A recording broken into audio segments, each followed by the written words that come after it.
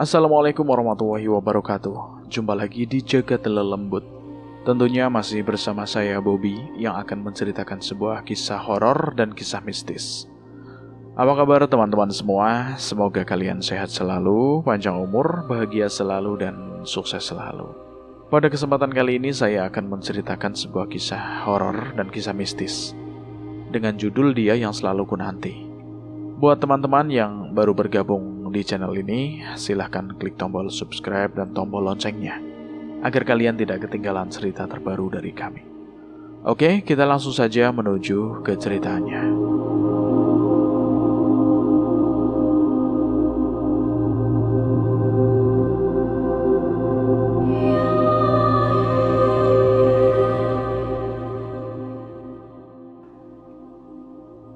Tiga bulan sudah aku berada di kota ini, kota yang mengharuskan aku tinggal hanya untuk mengais rezeki.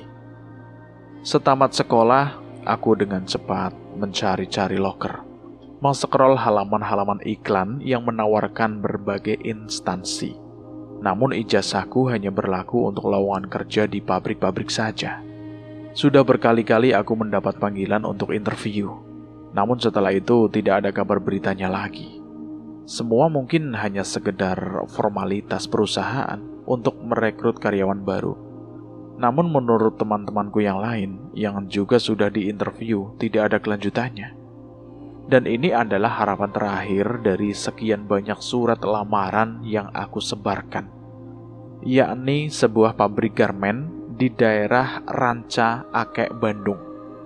Setelah melewati berbagai prosedur, aku pun lolos seleksi dan mendapat panggilan kerja. Demi menghemat pengeluaran anggaran belanja, aku memilih untuk tinggal di mes bersama puluhan pendatang dari luar kota.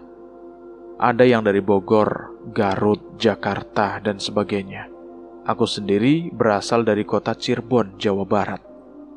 Walaupun aku tinggal di mes, aku tetap membawa motor yang dibelikan ayahku untuk sarana transportasi. Jadi setiap hari libur dan ingin jalan-jalan, aku cukup membeli bensin saja, tanpa harus turun naik kendaraan umum.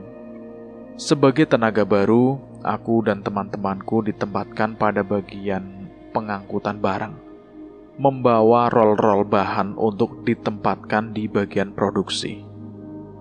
Keluh kesah memang sering kali aku dengar. Ya, maklumlah. Selama ini kami belum pernah mengangkat beban seberat itu. Kami hanya tahu meminta uang bayaran sekolah, uang jajan, dan uang saku untuk malam mingguan. Dan kami belum mengerti bagaimana panas perihnya orang tua kami dalam mencari nafkah untuk memenuhi kebutuhan hidup keluarga kami. Di tempat inilah kami sering curhat dari hati ke hati. Perasaan kasih sayang orang tua terhadap sang anak tidak pernah ada habisnya. Terlebih lagi tentang pengorbanan seorang ibu yang teramat besar, yang tak mungkin bisa kita bahas dengan budi dan kebaikan apapun.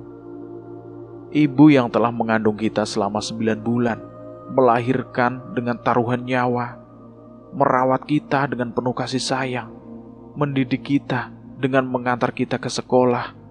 Mereka terus menjaga dan mengawasi pergaulan kita. Belum lagi rutinitasnya sehari-hari, dari mulai bangun tidur hingga tidur kembali. Sungguh sesuatu tugas yang tidak ringan. Adakah di keluarga kita yang dapat menggantikan tugas seorang ibu jika ia jatuh sakit? Dari pertemanan kami di sinilah, aku mulai belajar mengenal arti hidup yang sesungguhnya.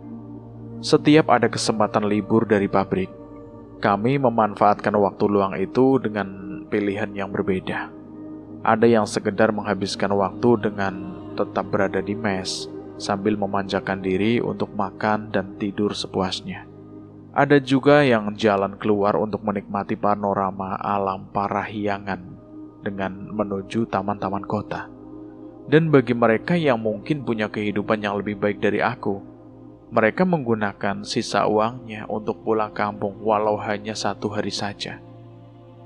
Aku mengambil motor di parkiran, dan tanpa tujuan yang pasti, aku melaju menempuh jalan yang kecil yang belum pernah aku lewati sebelumnya.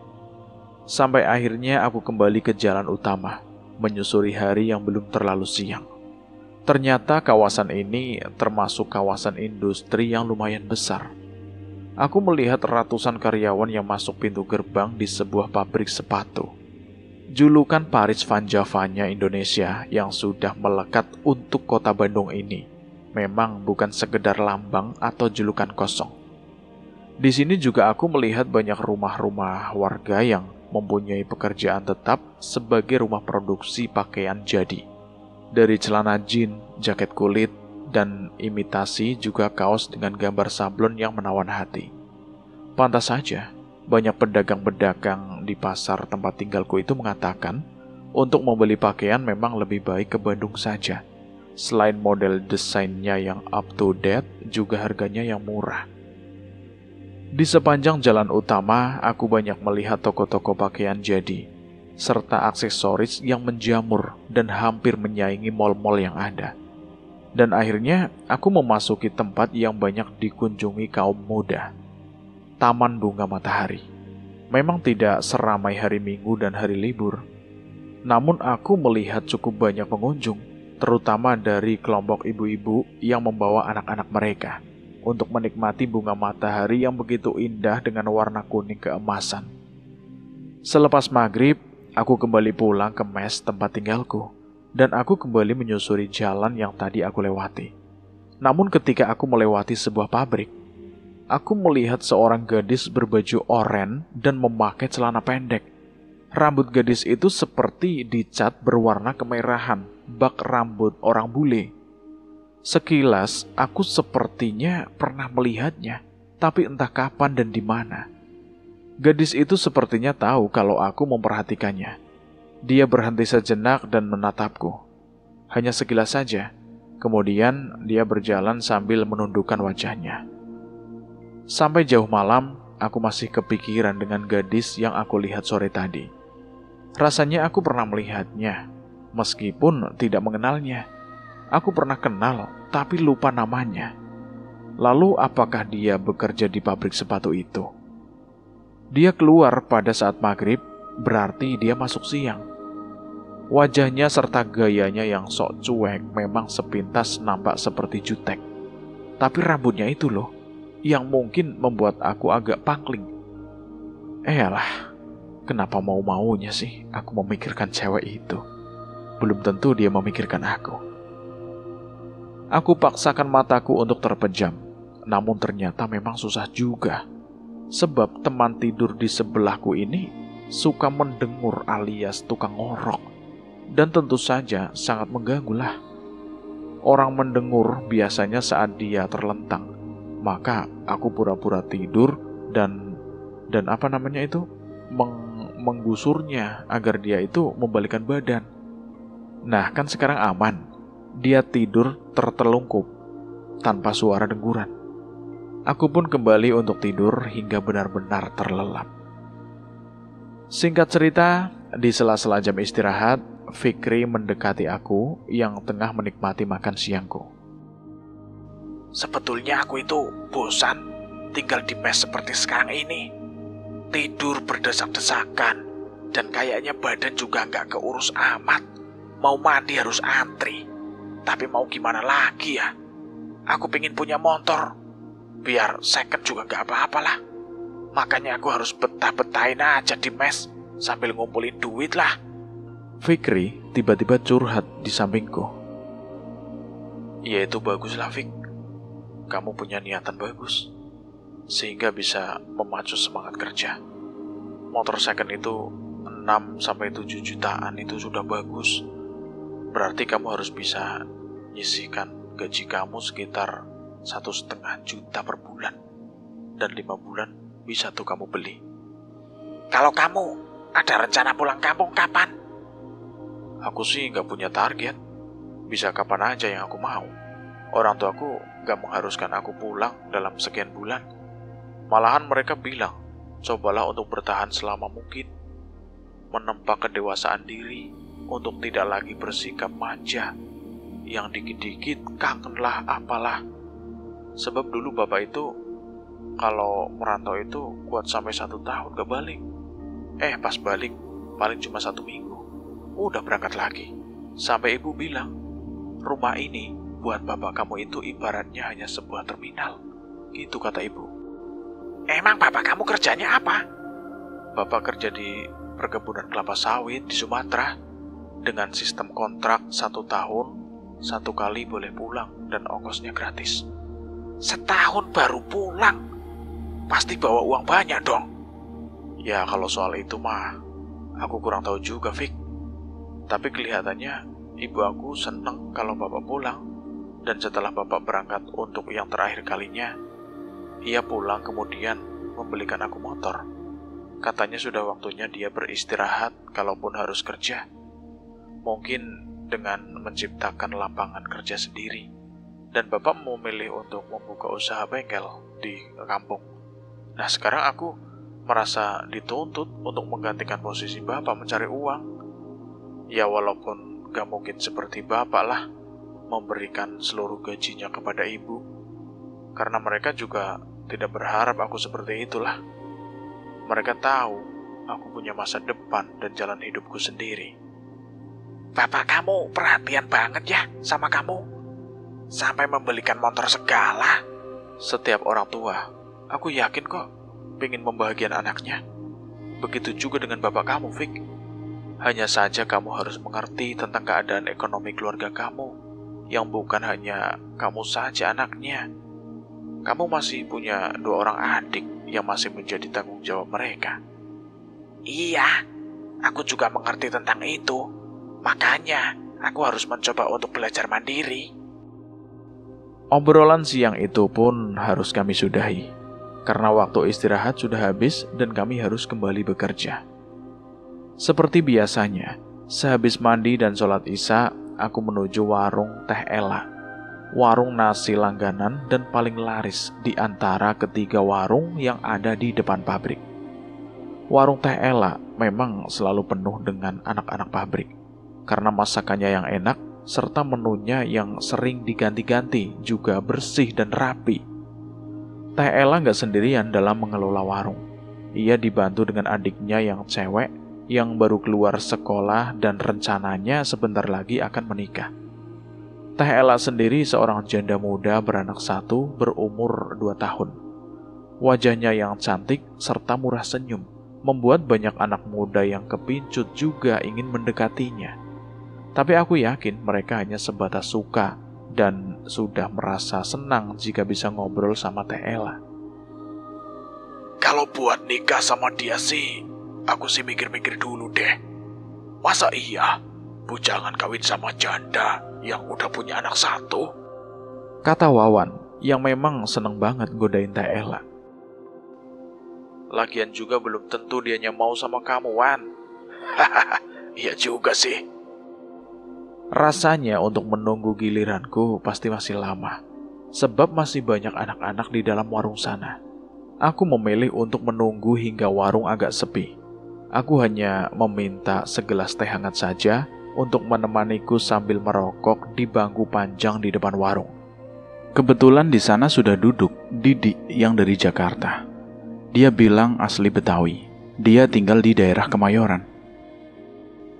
Lo udah makan belum, Bas? Belum lah, Dik. Masih ngantri. Jawabku meniru logat Betawinya. Kami menikmati asap rokok sambil memandang lalu lintas yang masih macet. Padahal sudah jam 8 lebih. Bandung sama aja kayak Jakarta. Sampai hari ini, gini aja masih macet. Iya, Dik. Kota kelahiran gue juga udah mulai macet. Tapi paling sampai maghrib doang. Aku menghisap rokokku dalam-dalam dan menghembuskan asapnya yang putih kehitaman. Tanpa aku tahu datang dari arah mana, tiba-tiba sebuah motor berhenti di depanku. Aku memerhatikan pengendaranya yang ternyata dia cewek berbaju oranye, bercelana pendek, dan rambut merah yang pernah aku lihat beberapa hari yang lalu. Hai. Aku menyapanya sambil melambaikan tangan. Cewek itu hanya menengok dan tersenyum. Setelah itu, menggeber motornya meninggalkan tempat itu. Aneh, pikirku. Kenapa dia hanya berhenti sebentar, tepat di depanku, tanpa melakukan apa-apa? Hei Bas, lu nyapa siapa sih? Pakai lambe tangan segale. Emang lu gak lihat cewek yang barusan?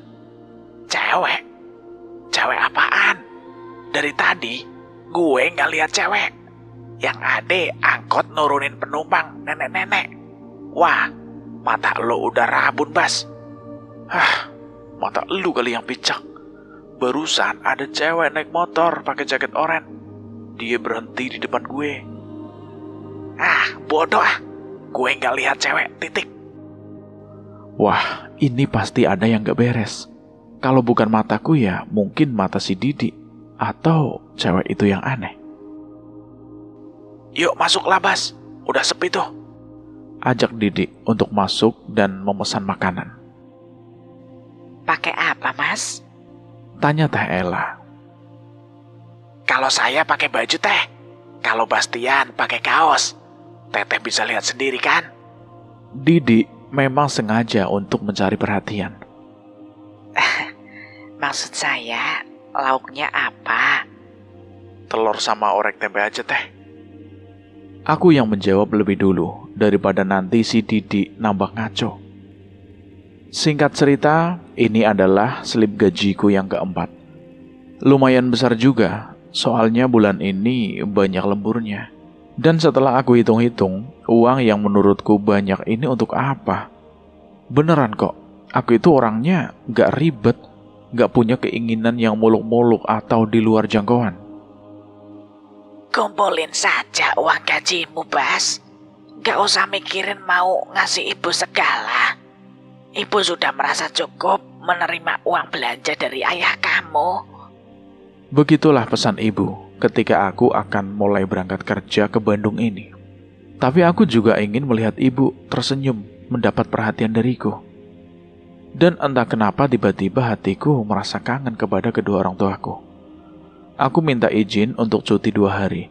Aku ingin pulang kampung. Tapi sebelum pulang, tentu saja aku mau mampir dulu ke toko oleh-oleh khas Bandung.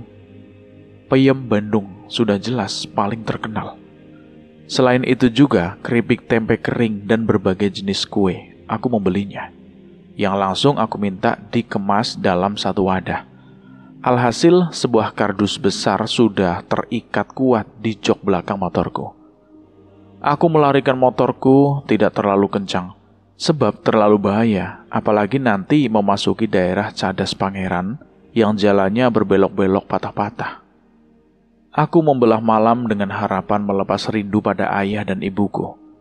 Melihat mereka tersenyum adalah kebanggaan dengan gigihnya aku yang bisa bertahan selama 4 bulan tidak pulang. Kamu ini kok repot-repot beli makanan segini banyaknya.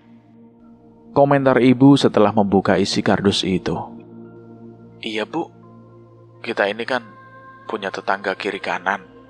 Boleh dong aku berbagi sedikit oleh-oleh lah. Lagian juga aku punya keponakan meskipun rumahnya agak jauh.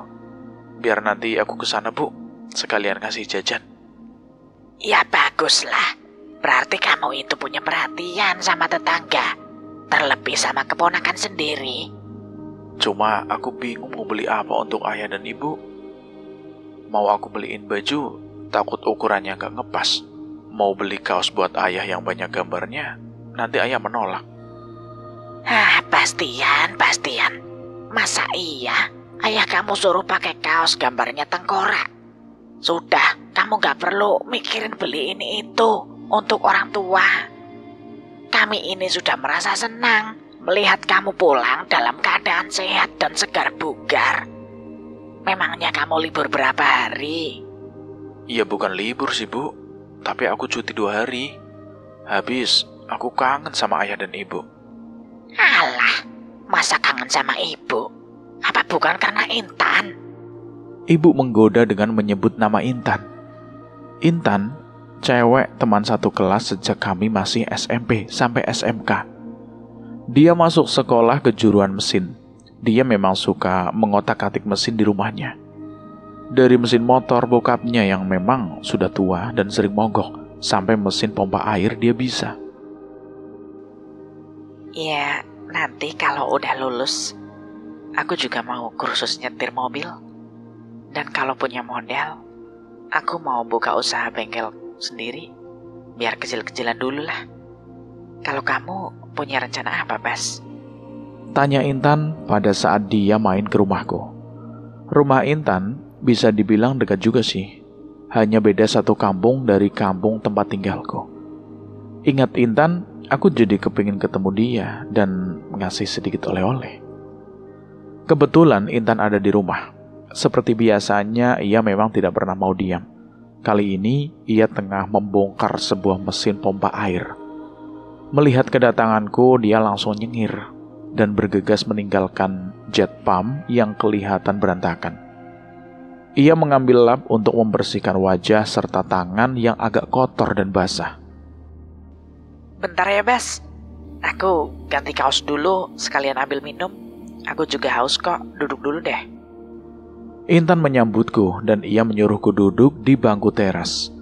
Tak berapa lama, dia keluar dan sudah berganti kaos yang tadi basah dan agak kotor. Kamu ini Tantan. Nyambut aku pakai salin segala.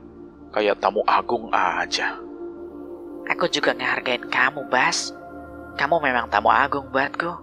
Datang jauh-jauh dari Bandung buat nemuin aku kan? Balas Intan sembari meletakkan segelas kopi untukku dan sebotol air putih dingin yang langsung ia tenggak. Musim apa di Bandung, Bas? Musim peyem. Apa itu peyem? Peyempuan kali. Iya juga ya. Cewek di sana cantik-cantik ya, Bas. Makanya sampai dijuluki kota kembang. Terus, kamu udah dapat belum? Dapat apa? Ya, peyempuan lah. Gak laku aku ini. Lagian aku tuh niat kerja bukan cari jodoh. Ini aku bawa sedikit cemilan buat kamu. Aku memberikan 2 kantong plastik berukuran besar yang berisikan peyem dan keripik tempe. Gak usah repot-repot lah, Bas. Tapi kalau bisa banyakan juga boleh. Maunya sih gitu, tapi bawanya susah. Oh ya, kamu lagi sibuk benerin pompa. Apa aku gak ganggu? Udah ganggu dari tadi baru nanya. Enggak kok. Pompa itu punya tetangga aku. Kayaknya agak berat deh rusaknya. Jadi aku bawa ke rumah biar lebih tenang aku ngerjainnya. Wah, ternyata kamu sudah mulai menerima orderan. Hebat. Sesuai dengan jalur pendidikan kamu. Gak seperti aku, lulusan teknik mesin, masuk kerja di garmen. Kerja gak harus satu arah dengan pendidikan kita, Bas. Mungkin aku juga kalau ngelamar kerja ya paling di pabrik lah. Jarang ada perusahaan otomotif yang buka loker buat anak lulusan SMK. Paling bisa kita cuma jadi bagian pemasaran sales yang kerjanya itu keluyuran cari konsumen. Kata Intan, lalu membuka kantong plastik dariku. Ia menggigit keripik tempe sedikit. Renyah banget. Kamu sih enak, Tan. Rumah kamu di pinggir jalan. Ya, walaupun bukan jalan utama sih. Setidaknya bisa terlihat oleh orang seandainya kamu buka bengkel sendiri. Halaman rumah kamu cukup luas juga. Tinggal minta modal aja sama bokap. Kalau soal montir yang sudah punya pengalaman, kita tinggal nyari aja sama teman-teman. Intan sepertinya tengah asik menikmati keripik tempe sampai dia nggak ngedengerin apa yang aku katakan. Dan hanya manggut-manggut saja dia, persis burung pelatuk. Sebenarnya kamu udah punya cewek belum, Bas? Kan aku udah bilang, aku kerja cari uang, cari pengalaman, bukan mau cari cewek. Kalau soal cewek itu gampang kok. Di hadapan aku ini ada cewek cantik yang masih jomblo. Dan kayaknya gak ada salahnya kalau aku nembak dia. Tapi urusan dia terima atau menolak itu masalah belakangan. Maksud kamu aku? Kenapa kamu gak tembak aja, Bas? Kamu ngarep. Intan tidak menjawab pertanyaanku. Pandangan matanya memandang lepas ke atas langit yang agak teduh karena mendung. Aku cuma sering keinget sama kamu, Bas. Padahal banyak cowok yang ngarep sama aku. Bahkan waktu kita di kelas akhir dan PKL di sebuah bengkel yang lumayan besar, aku merasa senang jika kita bisa bekerja sama, mempelajari bagian-bagian mesin. Itu kenangan terindah buat aku, Bas. Sama, Tan. Aku juga sering ingat kamu. Sebab memang hanya kamu cewek satu-satunya di kelas kita. Aku sering berpikir, apa kamu mau jadi seorang teknisi yang umumnya dipegang oleh laki-laki? Tapi pada akhirnya, aku melihat kesungguhan dalam diri kamu. Dan semoga kamu sukses ya, Tan. Bas, aku gak lagi ngomongin bakat. Aku lagi cerita tentang perasaan aku ke kamu. Sebel. Aku belum bisa bilang sekarang, Tan. Masih butuh waktu untuk ke arah sana. Kami sama-sama terdiam. Aku melihat ada kecewa di mata gadis itu. Aku pulang dulu ya, Tan. Emangnya kamu kapan berangkat lagi ke Bandung? Besok. Gak punya waktu buat aku, Bas. Memang kamu mau kemana sampai perlu aku temenin? Ya udah, kalau mau pulang sih, makasih oleh-olehnya ya, Bas. Iya, Tan, sama-sama. Aku juga terima kasih. Karena ternyata kamu masih mau mengenal aku. Pintu rumahku selalu terbuka untuk kamu, Bas. Begitu juga dengan pintu hati aku. Aku hanya mengangguk, memandangnya, kemudian pergi meninggalkan Intan, yang masih berdiri melepas kepergianku. Ayah kagum sama kamu, Bas. Kamu bisa bertahan sampai 4 bulan. Padahal jarak Bandung Cirebon kan hanya 3 jam perjalanan. Ayah semakin yakin, seumpama kamu bekerja seperti ayah di luar Jawa, kamu juga bisa bertahan sampai 1 tahun. Kata ayahku saat kami bercengkrama di teras setelah sholat maghrib. Ayahku memang seorang pria yang gigih dalam berjuang demi keluarga. Di sisa usianya yang memang sudah tidak lagi muda, ayah masih tetap disiplin dalam bekerja. Ia tetap punya komitmen dalam soal waktu. Padahal ia bekerja di bengkelnya sendiri, yang seharusnya bebas dia berangkat atau pulang. Tapi aku gak berminat bekerja di perkebunan seperti ayah dulu. Banyak nyamuk ya. Nah, itulah yang pertama kita bayangkan. Sama, ayah juga dulu sebelum berangkat berpikir begitu. Takut ini dan itu. Apalagi yang namanya perkebunan itu luasnya ribuan hektar. Tidak mustahil kalau masih ada binatang buasnya. Tapi ayah mengesampingkan perasaan itu. Ayah berpikir, kapan lagi kesempatan ini datang?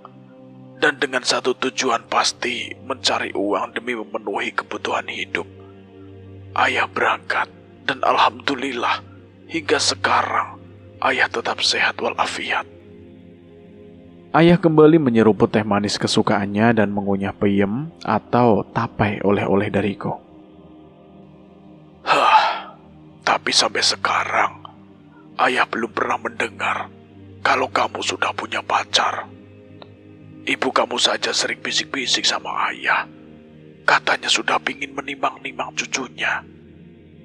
Sambung ayah sambil menunjuk ibu yang tengah menikmati dodol gula aren. Aku mah belum kepikiran seperti itu ya. Baru juga belajar kerja. Aku juga pulang selain kangen sama ayah dan ibu, juga memberikan uang gajiku ini.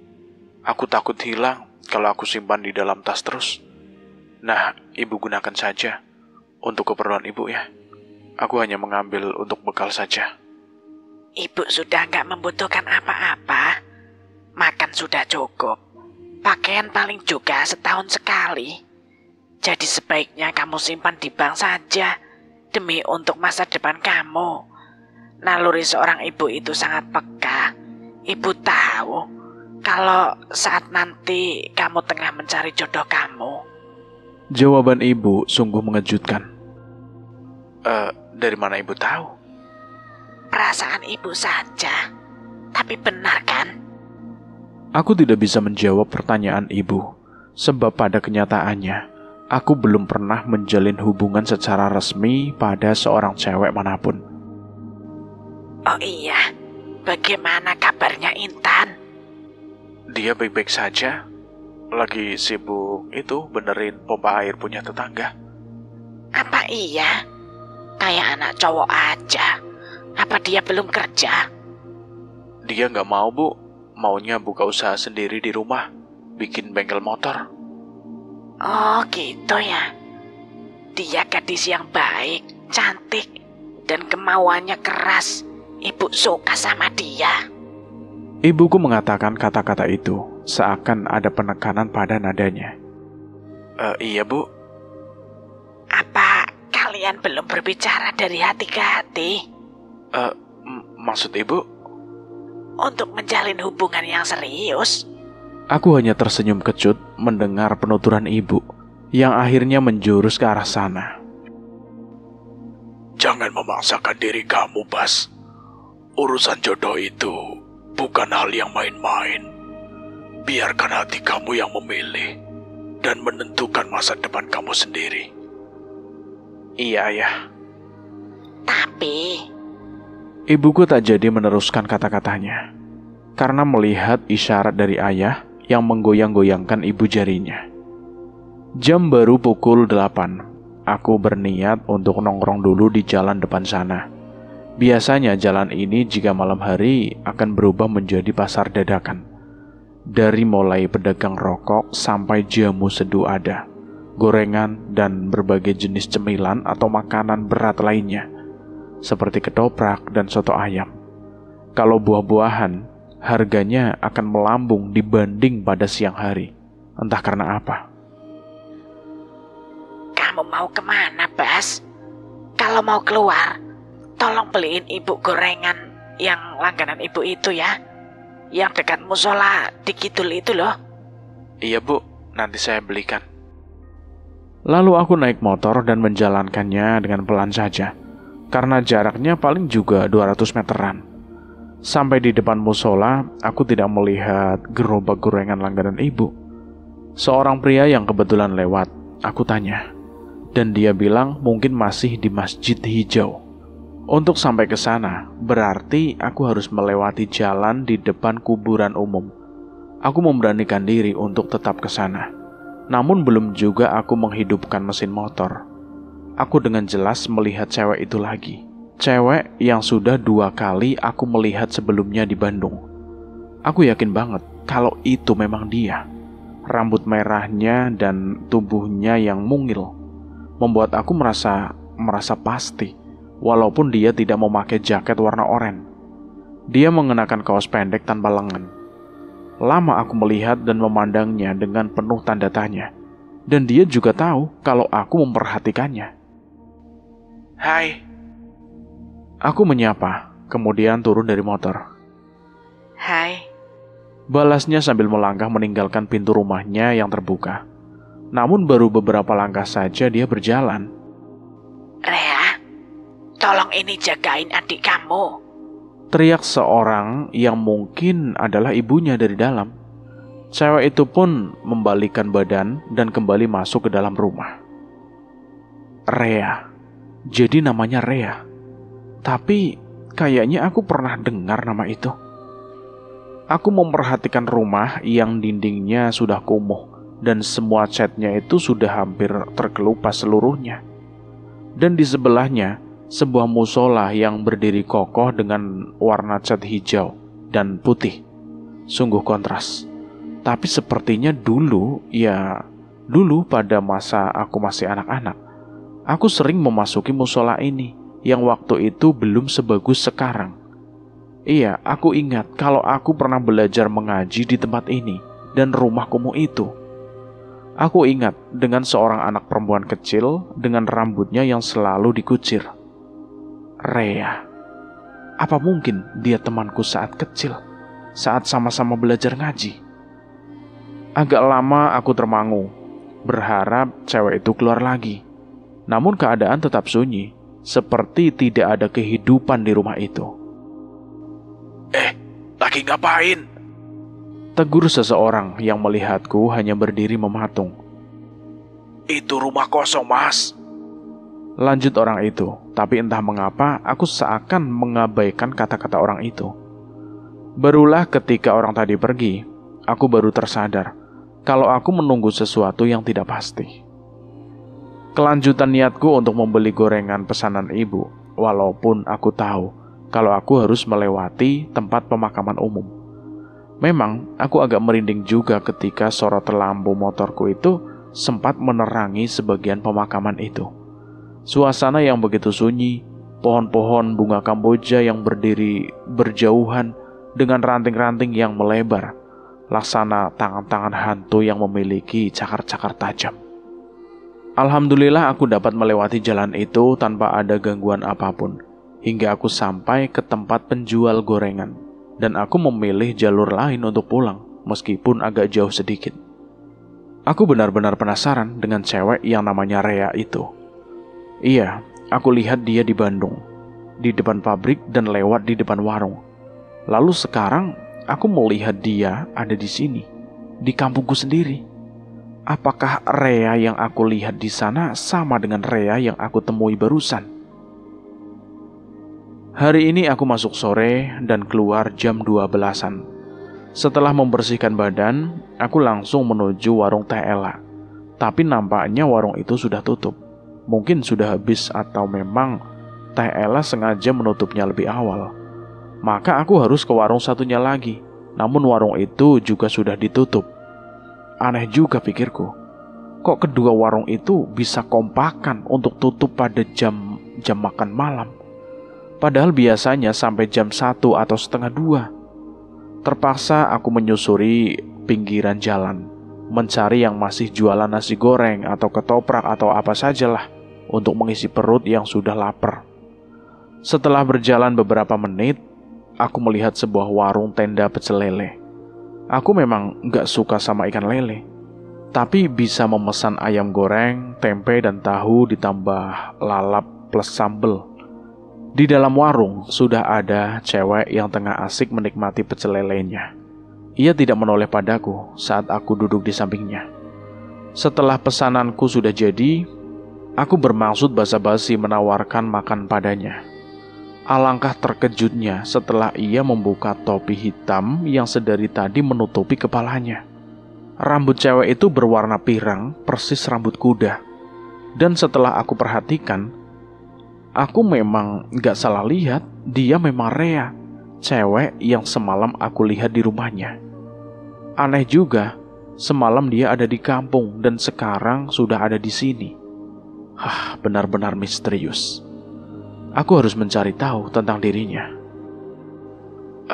Maaf, kamu Rea kan? Tanyaku membuka percakapan. Dia tidak peduli dengan pertanyaanku, masih asik menikmati kepala ikan lelenya. Tapi aku melihat dia mengangguk. Semalam aku lihat kamu masih di rumah. Sekarang ada di sini. Kamu kerja di mana? Aku kerja di pabrik sepatu. Kamu di mana? Di garmen. Ini aku baru keluar. Lapar terus cari makan. Emangnya kamu tinggal di mana? Kalau boleh, aku main nanti ya. Sesama tetangga kampung kita merasa senasib kan? Aku seperti lupa-lupa ingat sama kamu.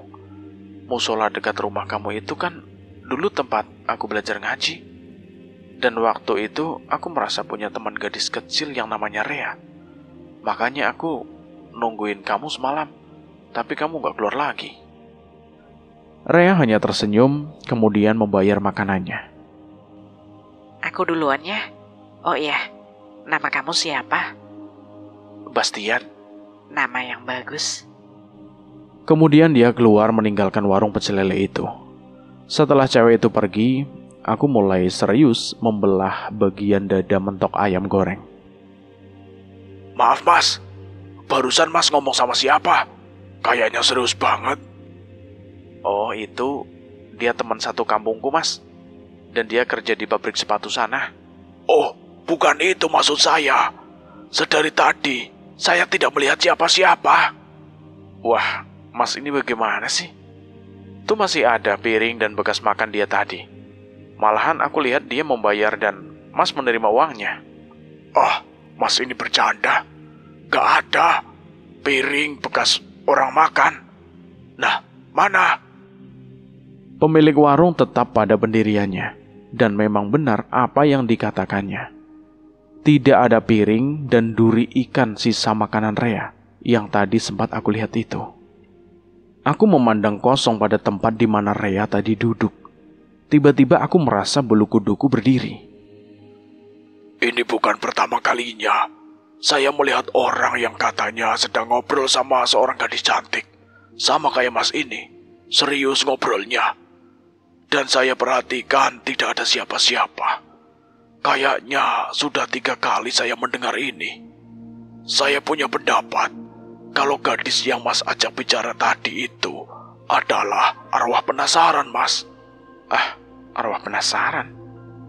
Tapi semalam saya lihat dia ada di rumahnya di kampung. Kebetulan rumah aku nggak terlalu jauh sama rumahnya dia, Pak. Balasku sambil mengusap lenganku yang merasakan merinding. Sebetulnya itu aneh kan, Mas? Secara bersamaan, Mas dan gadis itu berada di tempat yang sama. Coba Mas ingat-ingat, waktu pertama kali Mas ketemu dia dan sampai sekarang ada yang aneh tidak? Pertanyaan yang sulit untuk aku jawab, karena aku harus mengakui kalau semua itu memang aneh. Terlebih saat aku di depan rumahnya, dan laki-laki itu bilang, "Itu rumah kosong, Mas." Hanya saja saat itu aku tidak memperhatikannya. Tempat ini kalau sudah jam-jam segini itu sepi, Mas. Orang jarang yang mau melintas di jalan ini. Soalnya sudah banyak yang melihat penampakan gadis yang ciri-cirinya persis seperti yang Mas ceritakan tadi. Sampai warung saya juga jarang ada pengunjung. Tapi mau gimana lagi? Mencari tempat untuk pindah tidak mudah. Harus izin sana sini. Belum lagi kalau kebetulan daerah itu banyak premannya. Wah, boro-boro dapat untung. Yang ada dagangan habis, uang gak ada. Kata pemilik warung yang sudah cukup lama berjualan di tempat itu. Katanya sih di depan sana pernah terjadi korban tabrak lari. Tapi saya tidak tahu persis. Sebab kebetulan warung saya tutup waktu saya pulang kampung. Aku hanya termangu mendengar cerita dari pemilik warung ini. Apakah korban tabrak lari yang dimaksud itu adalah Rea? Sehingga dia menjadi arwah penasaran yang katanya sering jahil di sekitaran jalan ini. Sejak pulang dari warung pecel lele itu hingga di mes, aku masih memikirkan tentang Rea, gadis yang mungkin menjadi korban tabrak lari itu. Lalu kenapa dia selalu menampakkan wujudnya kepadaku?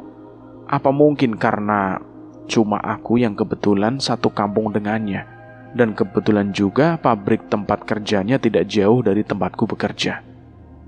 Sepertinya aku harus mengungkap misteri ini. Tapi bagaimana caranya? Sedangkan aku sama sekali tidak mengerti masalah gaib. Baru hampir pagi aku bisa tertidur dengan nyenyak. Entah kenapa sejak pertama kali aku makan di warung pecel lele itu, aku merasa ketagihan. Kebayang nikmatnya rasa gurih ayam goreng, serta tempe tahu goreng, dan ada lalapan plus sambal yang gratis. Tapi sayang, warung itu mulai buka pada jam 5 sore. Itu pun belum bisa melayani pembeli, baru persiapan saja. Aku menunda rasa ingin makanku dulu. Memang belum terlalu lapar, jadi nanti saja sehabis maghrib. Dan benar saja, setelah aku kembali lagi, mas penjual itu langsung menanyakan apa yang ingin aku pesan.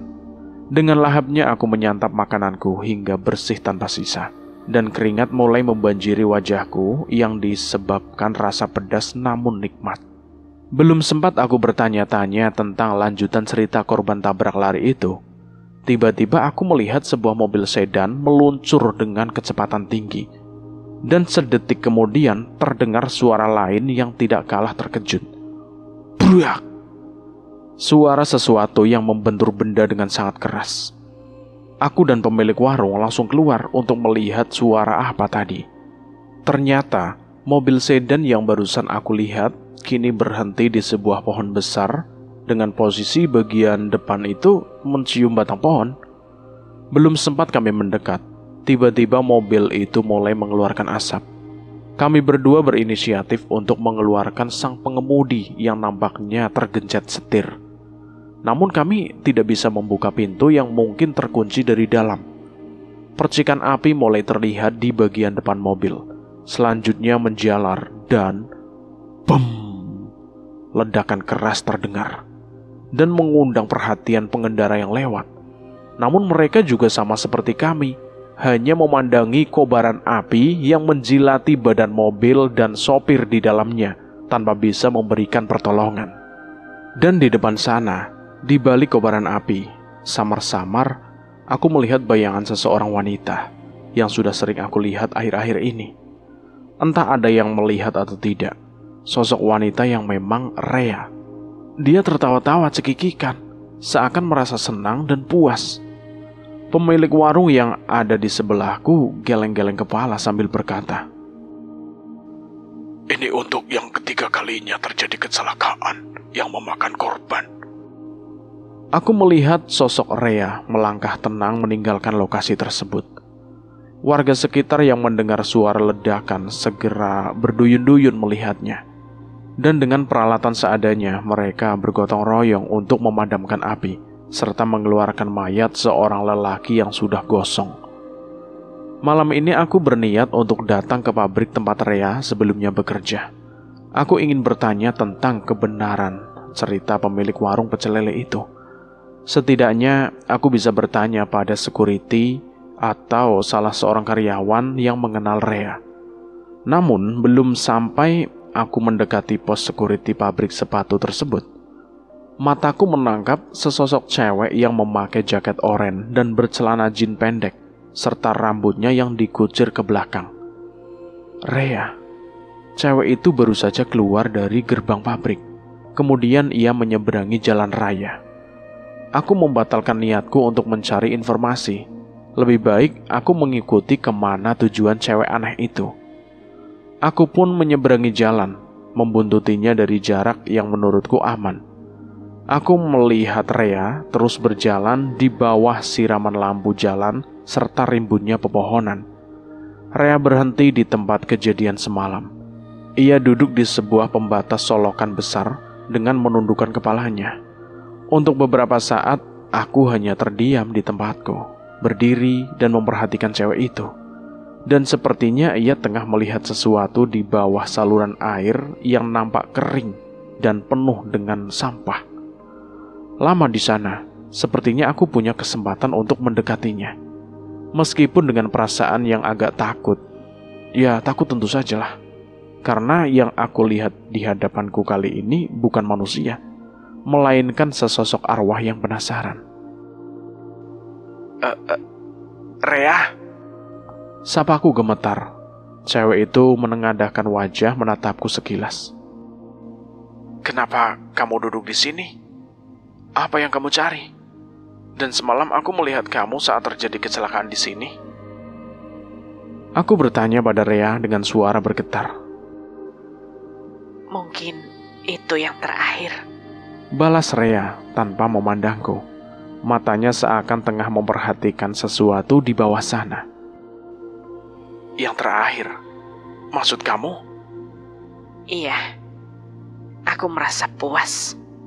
Sebab semalam itu adalah mobil dan pengemudi yang telah membuat aku kehilangan nyawa. Dan Rea menggantung kata-katanya. Dia mengangkat sebelah tangan yang kiri. Hah? Tangan cewek itu hanya sebatas pergelangan saja, tanpa telapaknya. Jadi? aku puas karena telah membalas perbuatan orang itu. Tapi aku belum bisa tenang dan selalu mengumbar amarah bila aku ingat telapak tanganku yang hilang ini. Aku belum bisa tenang sebelum menemukan dan menyatukan bagian tubuhku yang hilang. Rea menceritakan kenapa dia harus membuat momok dengan mencelakai pengendara yang lewat di tempat ia mengalami kecelakaan dulu. Berarti telapak tangan kamu ada di sekitar tempat ini. Bagaimana aku bisa membantu kamu?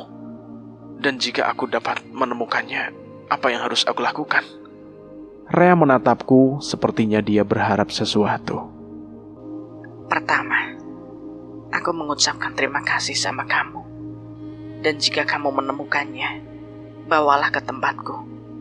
Aku menunggu kamu di sana. Rea, saat pertama aku melihat kamu, sejak saat itulah aku seakan menemukan sesuatu.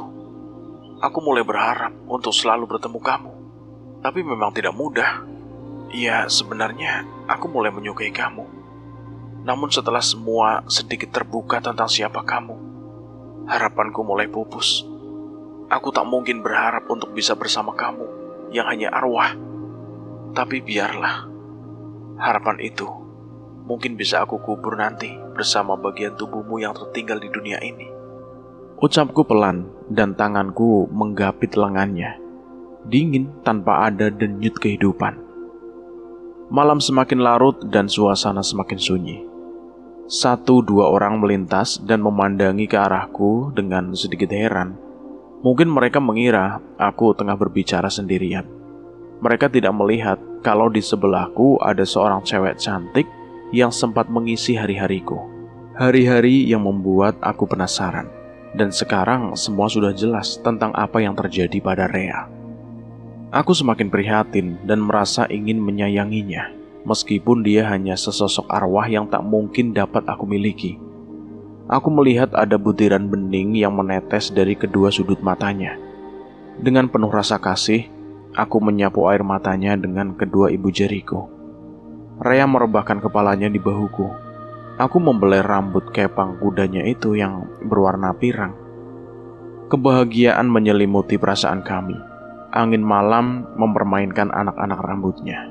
Rea menengadahkan wajahnya, memberi isyarat agar aku dengan lembut jari telunjuknya menyentuh bibirnya. Meski terasa dingin dan beku, aku tetap menempelkan bibirku. Memang tak ada kehangatan bara api yang membakar jantungku. Namun aku merasakan sesuatu yang indah di sana. Kami membiarkan bibir kami saling bersahutan tanpa lumatan. Dan baru terlepas saat sorot lampu mobil yang tepat menerangi tempat itu. Sebuah mobil truk berhenti tidak jauh dari tempat kami. Seorang sopir turun dengan tergesa-gesa menuju ke balik pohon.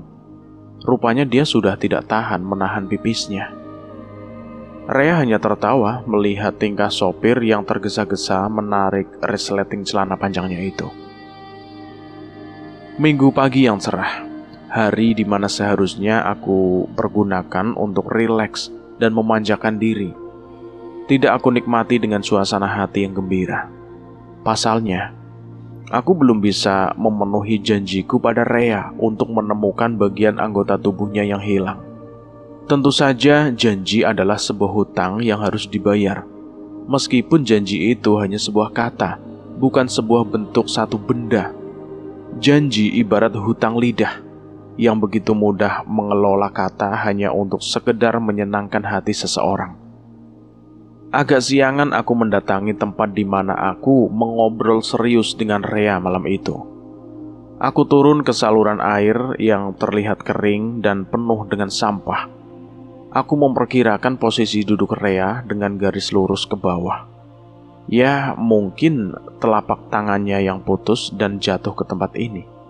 Tapi bagaimana bila saat itu saluran air ini tengah penuh karena saat hujan turun? Mungkin telapak tangan itu hanyut entah kemana. Tapi aku menepis pendapatku sendiri dan yakin kalau benda itu ada di sekitar sini. Gerneangan naon, Jang? Sebuah suara membuat aku terkejut. Aku melihat ke atas. Ternyata seorang ibu tengah melongok ke arahku. Maksudnya ia bertanya, lagi nyari apa, Dek? Iya mah, neangan cacing, angge mancing.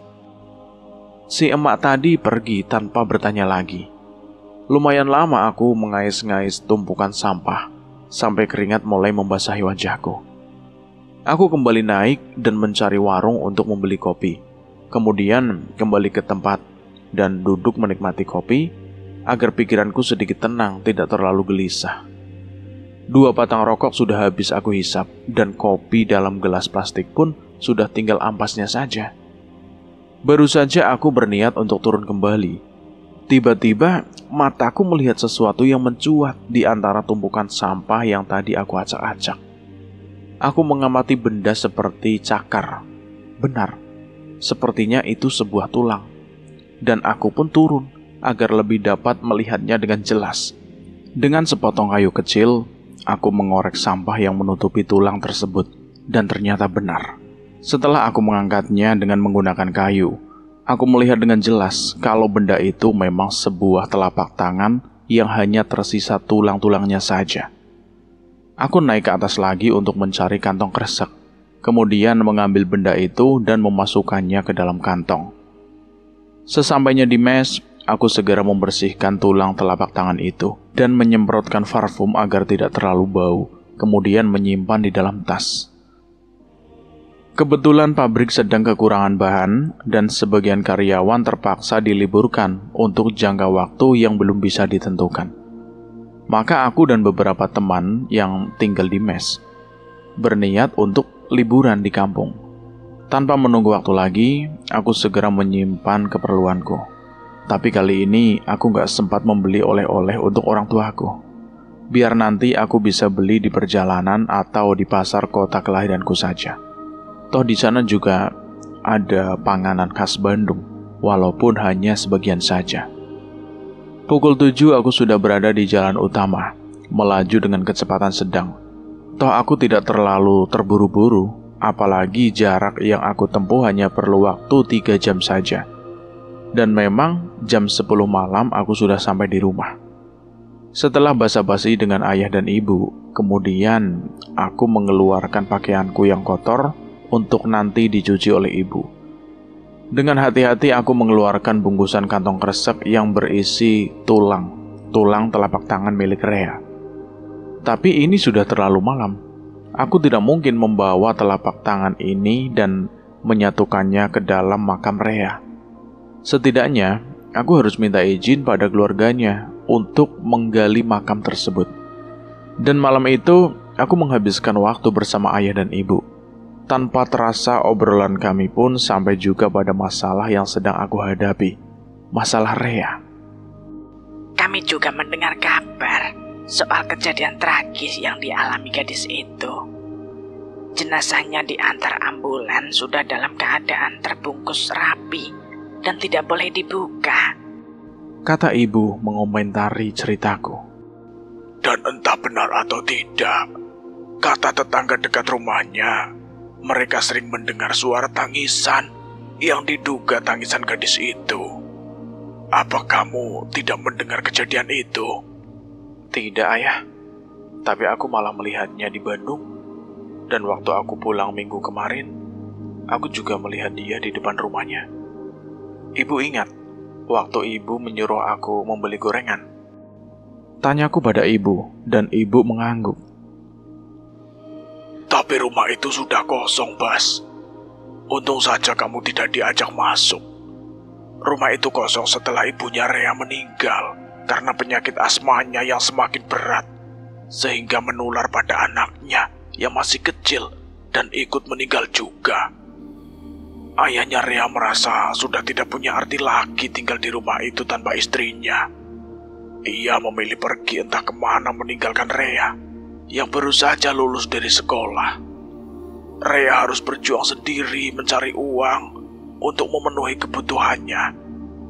Dan ketika ada panggilan kerja, dia pun tidak membuang waktu lagi. Rea bekerja di Bandung. Namun ayah juga sangat terkejut mendengar kalau gadis itu harus kehilangan nyawanya. Dan sampai sekarang, orang jarang berani lewat di depan rumah kosong milik keluarga Rea. Mereka lebih memilih jalan utama walaupun harus memutar.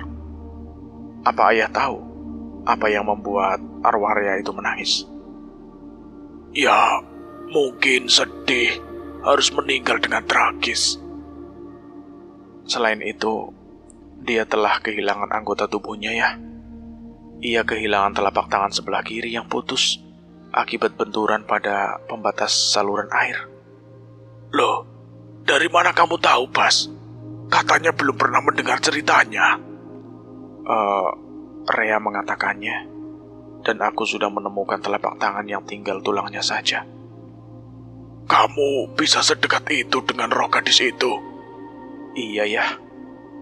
Pada awal pertama aku bertemu, aku langsung suka melihat dia. Tapi itu hanya sesaat.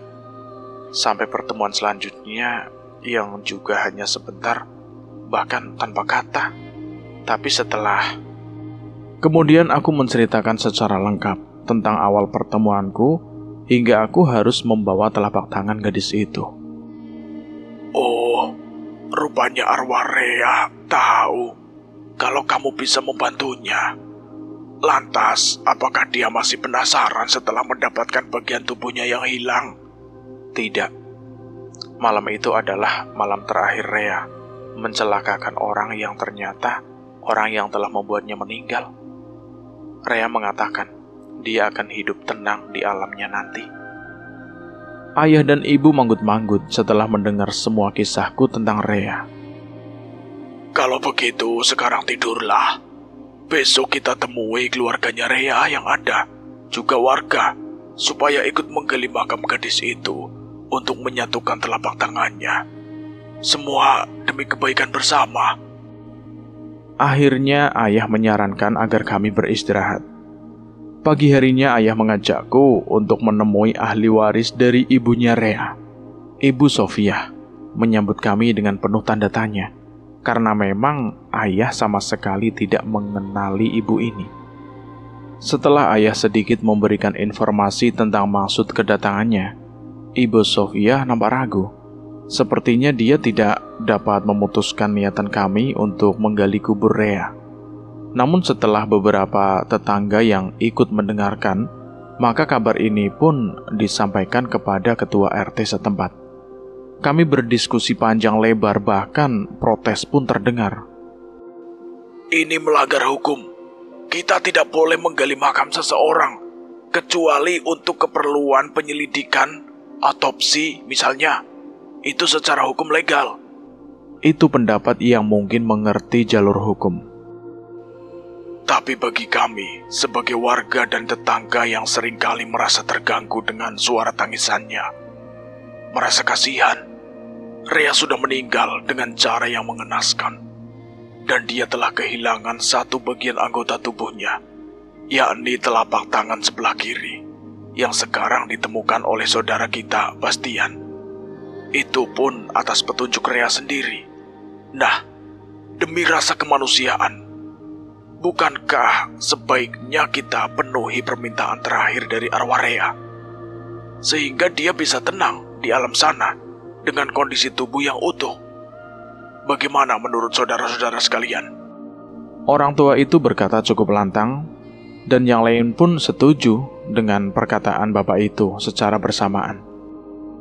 Baiklah saudara-saudara, jika suara yang setuju itu lebih banyak, berarti kita harus menggali kuburannya Rea. Tapi saya sebagai ketua RT juga tidak mau disalahkan. Maka sebaiknya saya dan bapak ini ke Polsek saja untuk meminta izin agar apa yang kita lakukan ini tidak melanggar hukum negara. Bagaimana, Pak? Tanya Pak RT kepada ayah, dan ayah menyetujuinya. Dengan disaksikan oleh dua anggota kepolisian, warga pun mulai menggali kuburan yang memang belum terbilang lama. Tanah merah pun masih agak empuk saat cangkul beraksi, dan dalam waktu cepat liang lahat itu sudah terlihat dalam. Dua penggali mulai hati-hati menggunakan cangkulnya. Mereka khawatir mengenai kerangka mayat di dalam tanah itu. Setelah itu, kami melihat plastik pembungkus jenazah yang sudah robek di sana-sini. Kedua penggali tadi kini menggunakan cakar-cakar mereka untuk membersihkan tanah di sekeliling mayat. Tugas pun diganti oleh seorang lelaki yang sudah agak tua, dan mungkin juga dituakan di antara mereka. Lelaki tua tadi menggunakan gunting untuk memotong plastik agar mudah untuk membuka kain kafan yang membalut tubuh mayat. Meskipun baru beberapa bulan atau kurang lebih 1 tahun, ternyata mayat itu sudah tidak berbentuk manusia lagi, melainkan hanya susunan tulang belulang saja. Sama seperti diriku, warga pun ingin melihat hasil akhir. benarkah mayat Rea tidak memiliki telapak tangan sebelah kiri? Pertanyaan itu pun terjawab dengan jelas. Mayat Rea memang tanpa telapak tangan sebelah kiri, dan hampir semua orang memandang ke arahku. Entah apa arti pandangan mereka. Aku mengeluarkan telapak tangan yang telah aku bungkus dengan kain putih dan aku berikan wewangian. Kemudian aku menyerahkannya kepada lelaki tua di bawah sana. Dengan membaca doa-doa dan sholawat, lelaki tua itu menaruh tulang telapak tangan dengan posisi yang semestinya. Kami mengikuti membaca doa dan sholawat sampai pada tahap pengurugan kembali makam tadi. Setelah prosesi pemakaman kembali selesai, kami mengakhiri dengan mendoakan arwah Rea agar tenang di alam kuburnya. Entah siapa yang memulai. Tiba-tiba 1-2 orang mulai menaburkan bunga-bunga di atas pusara yang belum tertulis nisannya secara benar. Masih menggunakan potongan bambu yang ditancapkan begitu saja. Aku berjanji dalam hati, pada suatu saat nanti, aku akan membuatkan kuburan ini secara layak dengan namanya tertulis indah di atas batu nisan. Satu persatu warga mulai meninggalkan tanah pekuburan.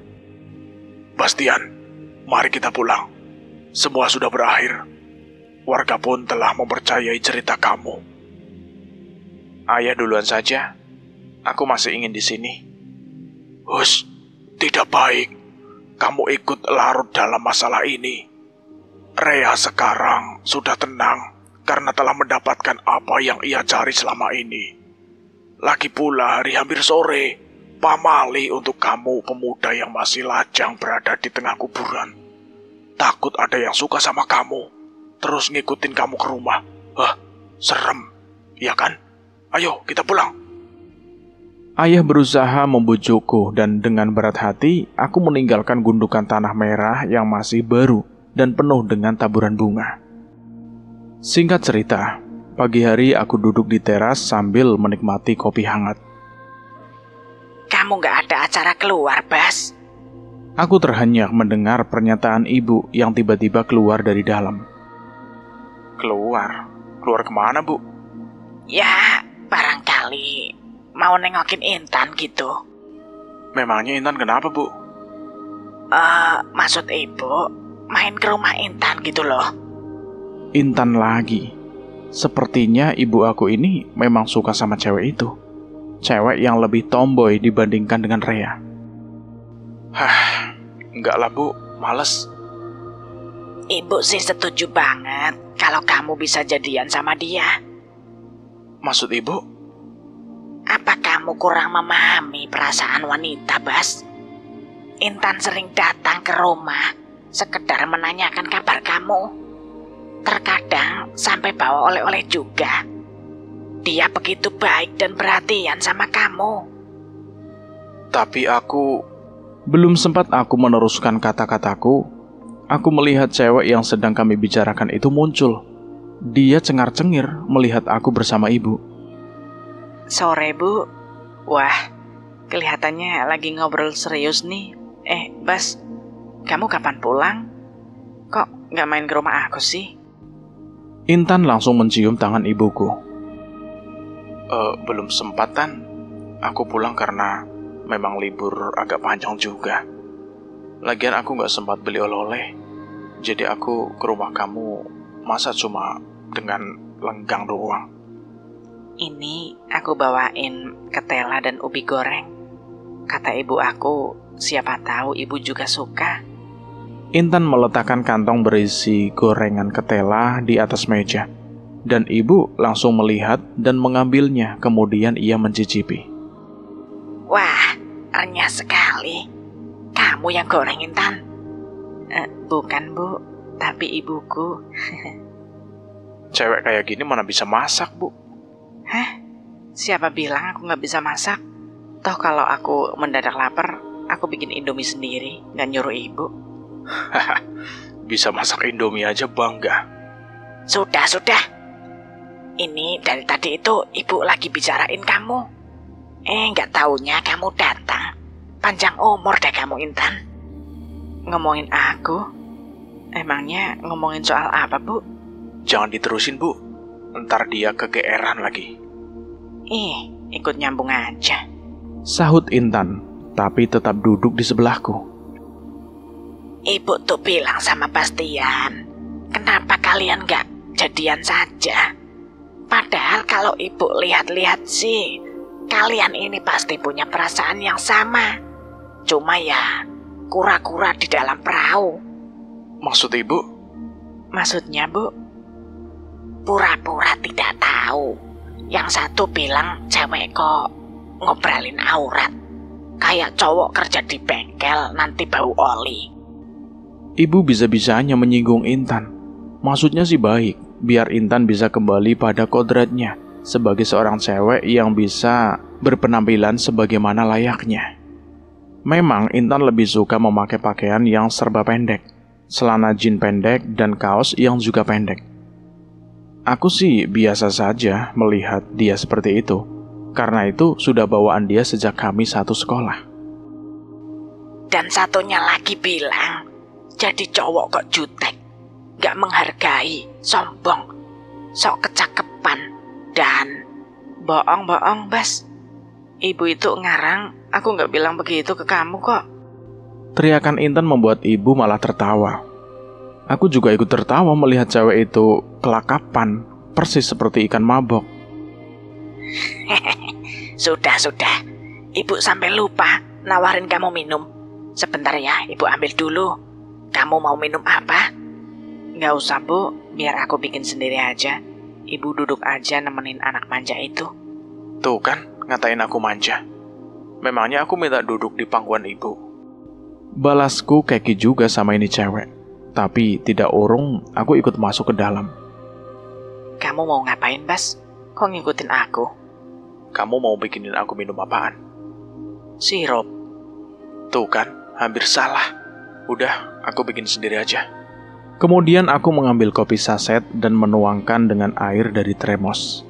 Sementara Intan sudah membawa 2 gelas yang berisi sirup rasa apel. Nah, itu kan lebih baik. Ibu senang melihat anak-anak ibu akur. Duh, rasanya jadi udah gak sabar. Kenapa, Bu?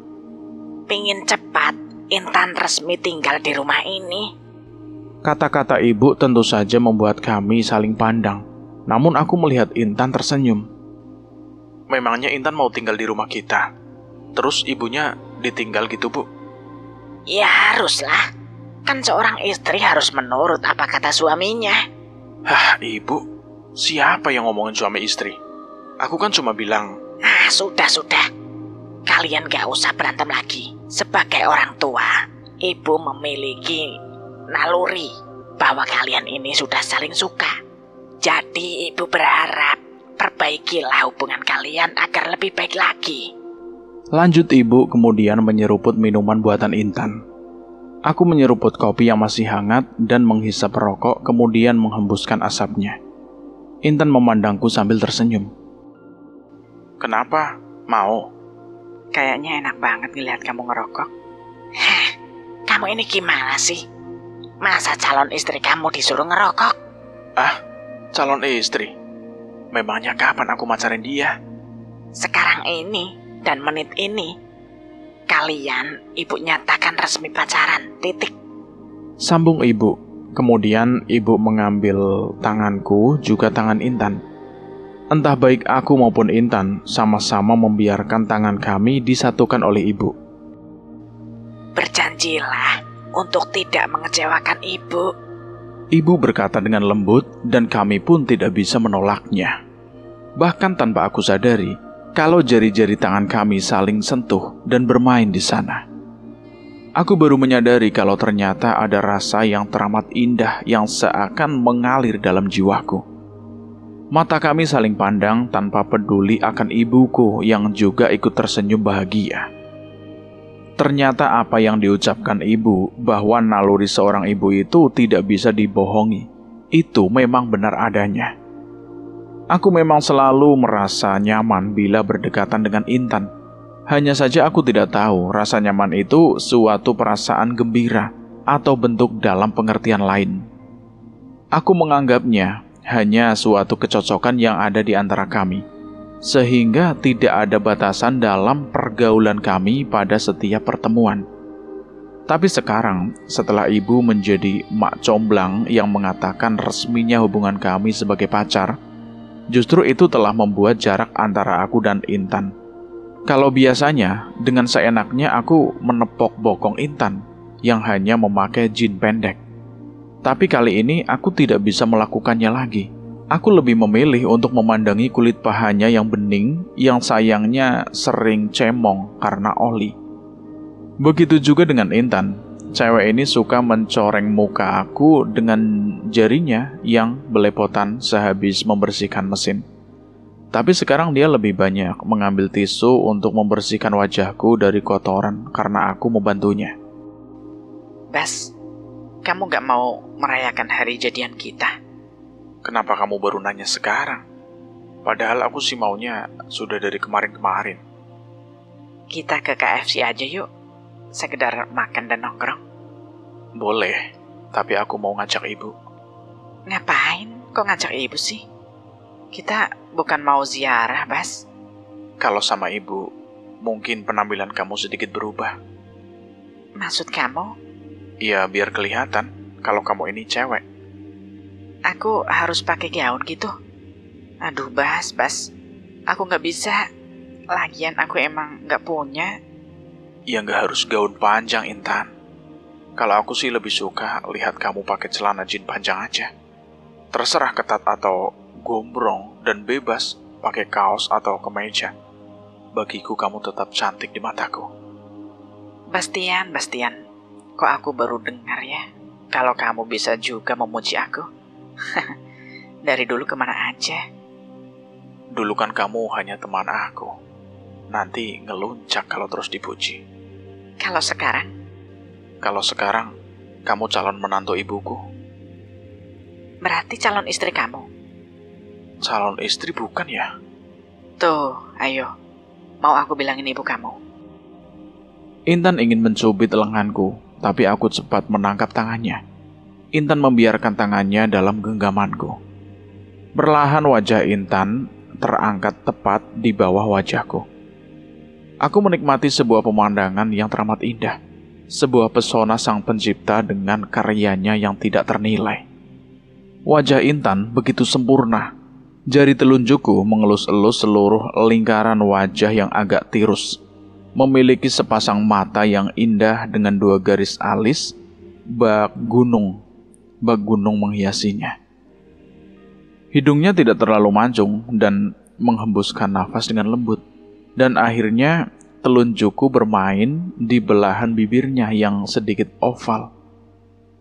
Ada keharuman nafasnya saat dia membuka sedikit bibirnya. Perlahan aku menundukkan kepalaku, dan dengan penuh perasaan serta penghayatan yang dalam, aku menyapu belahan bibirnya dengan bibirku. Namun baru beberapa detik adegan itu berlangsung. Ada tamu? Itu suara ibunya Intan. Aduh, malu aku. Aku melepaskan bibirku dari bibir gadis itu, dan dengan wajah tertunduk malu, aku menghampiri ibunya Intan, lalu mencium tangan perempuan itu. Intan, suruh duduk dulu dong. Terus buatkan minuman dan ambil tuh cemilan yang baru beli tadi. Intan masuk ke dalam dan beberapa menit kemudian sudah keluar membawa 2 gelas es segar. Ibunya Intan, Bu Tia, ikut duduk bersama kami.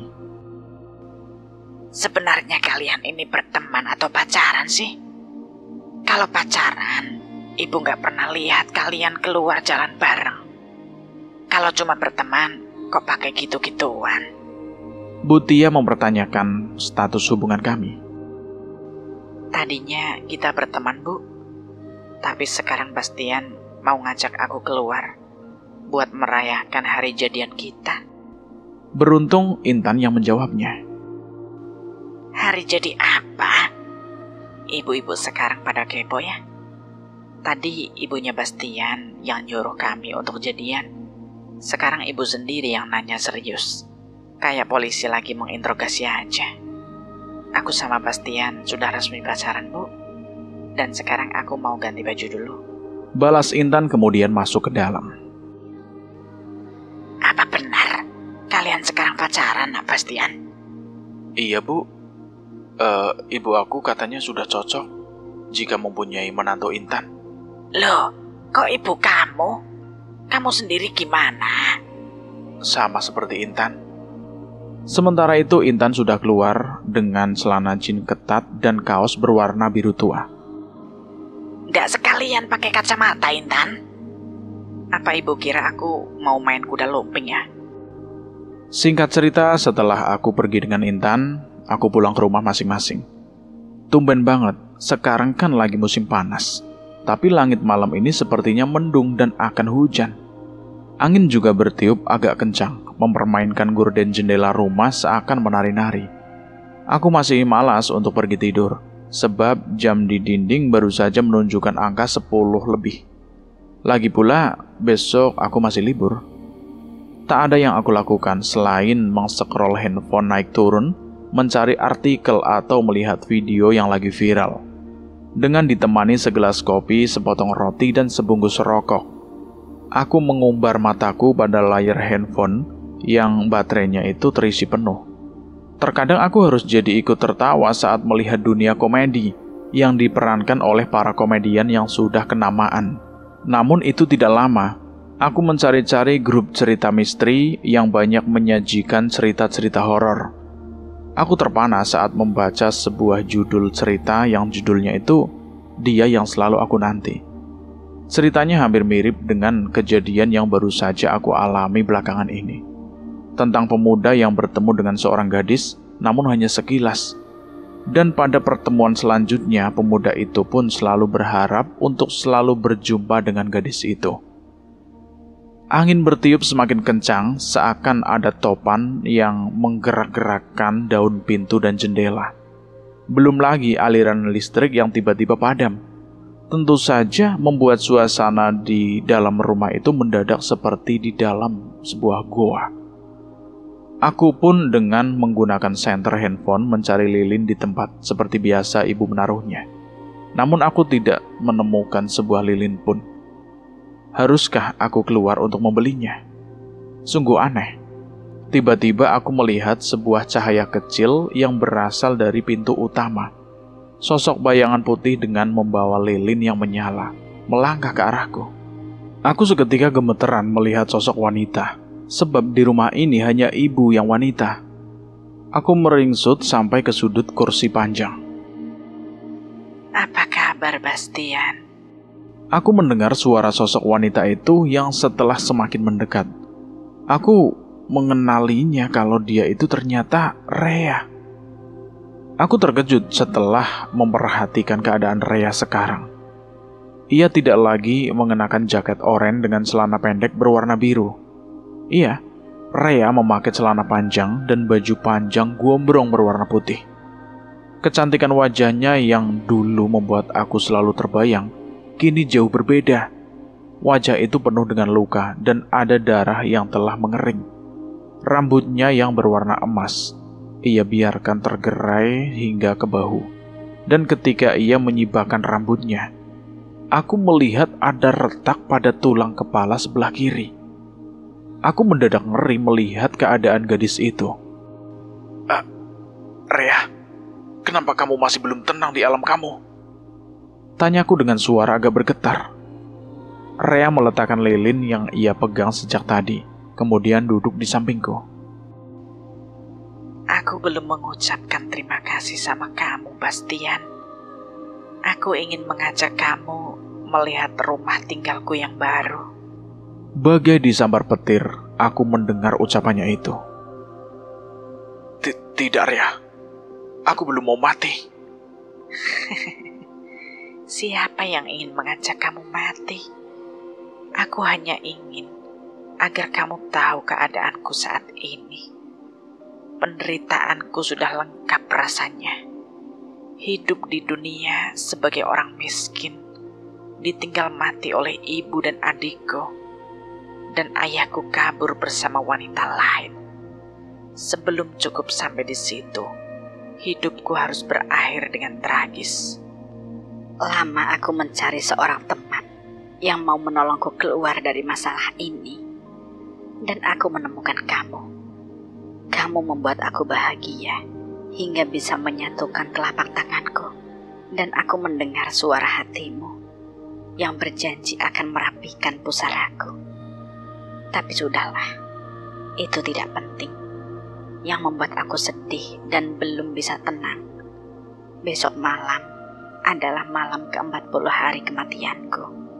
Aku ingin malam itu rumahku diisi dengan doa bersama, tahlilan, agar aku bisa mendapat tempat yang layak di sisinya. Sebab setelah jasadku dikuburkan, aku hanya merasakan siraman air bunga yang berisi doa. Hanya satu kali aku rasakan. Mari Bastian, tengoklah keadaan tempat tinggalku sekarang ini. Bukankah entah esok atau lusa kamu juga akan mati? Aku mohon. Rea dengan begitu mudahnya menumpahkan semua rasa yang ia alami. Dan bagai kerbau tercucuk hidung, aku menurut saja ketika tangan gadis itu mencengkeram telapak tanganku. Gerimis mulai turun membasahi tanah pemakaman umum. Rea berhenti di dekat makam yang kemarin baru saja kami bongkar. Iya, itu makam Rea. Tanah merah masih berserakan bekas galian dan hanya sepotong bambu sebagai tanda pengganti batu nisannya. Kamu lihat keadaan rumah tempat tinggalku ini. Sungguh berantakan dan tidak berbau harum dari air doa. Rumahku kumuh, penuh dengan kotoran dan lumut, padahal masih baru. Berbeda dengan rumah-rumah yang lain.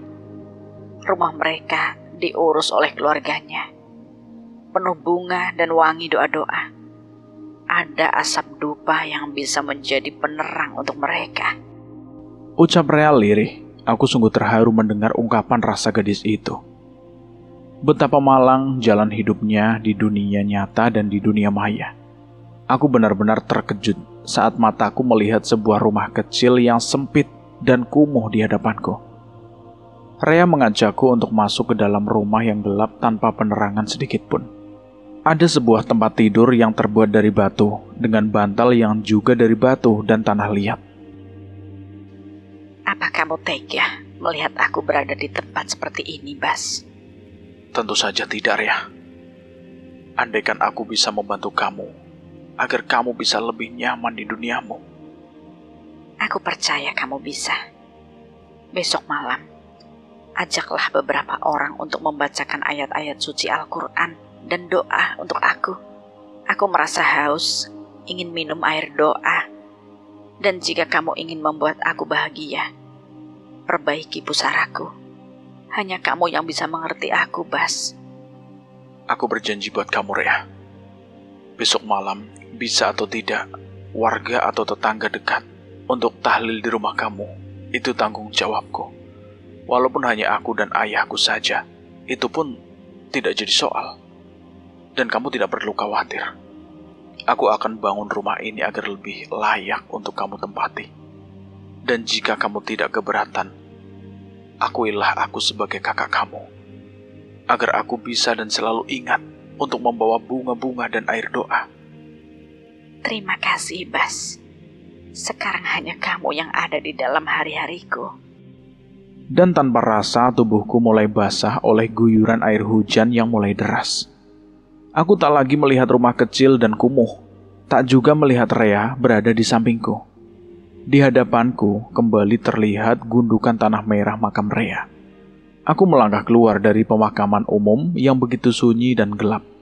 Ayahku yang kebetulan berjaga dari tidurnya, melihat aku datang dalam keadaan kuyup pun bertanya heran dia. Kamu dari mana, Bas? Kok hujan-hujanan? Bukannya tadi waktu mati lampu kamu asik main handphone? Aku sebenarnya ragu untuk mengatakan kemana aku dan apa yang aku alami barusan. Namun pada akhirnya aku menceritakan tentang permintaan arwah Rea. Kalau begitu, besok pagi kita bicarakan pada keluarga almarhumah ataupun warga setempat untuk menaruh sumbangsinya terhadap permintaan sang arwah. Paginya sebelum ayah ke tempat kerja, ia terlebih dulu mendatangi rumah famili dari Rea. juga meminta pada warga untuk mengikuti acara tahlilan 40 harinya almarhum Rea. Ternyata baik Pak RT maupun orang yang dianggap sesepuh bersedia bahkan untuk mengumpulkan dana. Malam itu selepas Isya, aku bersama ayah mengunjungi acara tahlilan di rumah Rea yang tadi siang sudah dibersihkan. Meskipun begitu, suasana tak nyaman masih terasa dan terlihat dari pandangan mata para jamaah yang hadir. Suasana betul-betul terasa hikmatnya. Adik dari almarhumah ibunya Rea menyediakan panganan dan minuman ala kadarnya. Setelah acara itu selesai, kami dengan penuh rasa menghormati tuan rumah pun menikmati hidangan sederhana itu. Di sela-sela suasana menikmati hidangan, tiba-tiba aku melihat sosok Rea. Sosok Rea berdiri di ambang pintu. Ia tersenyum sambil berkali-kali melambaikan tangan kepadaku. Dan aku melihat Rea begitu cantik, sempurna. Ia mengenakan baju panjang putih, berhiaskan bunga-bunga Kamboja. Terima kasih, Bastian.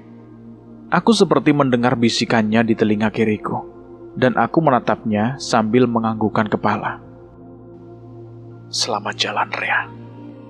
Ucapku perlahan, dan itu membuat jamaah saling berpandangan seakan saling bertanya. Singkat cerita, keesokan harinya, sebenarnya aku masih mengantuk. Padahal setelah sholat subuh tadi, aku tidur lagi. Dan aku harus bangun dengan beberapa kali mulutku menguap. Aku masih belum bisa tenang, karena aku belum sempat memenuhi janjiku pada Rea untuk memperbaiki pusaranya. Setelah mandi dan sarapan, aku memanaskan mesin motor. Entah ada keperluan apa, Intan sudah nongol di depan rumahku. Mau kemana, Bas? Aku ikut. Belum sempat aku bertanya, dia malah nanya duluan. Aku mau cari batu nisan, Tan. Nisan? Nisan buat siapa? Apa ada tetangga kamu yang meninggal? Bukan, buat Rea. Itu loh, yang 2 hari lalu makamnya dibongkar. Oh, itu. Tapi kok kamu yang repot?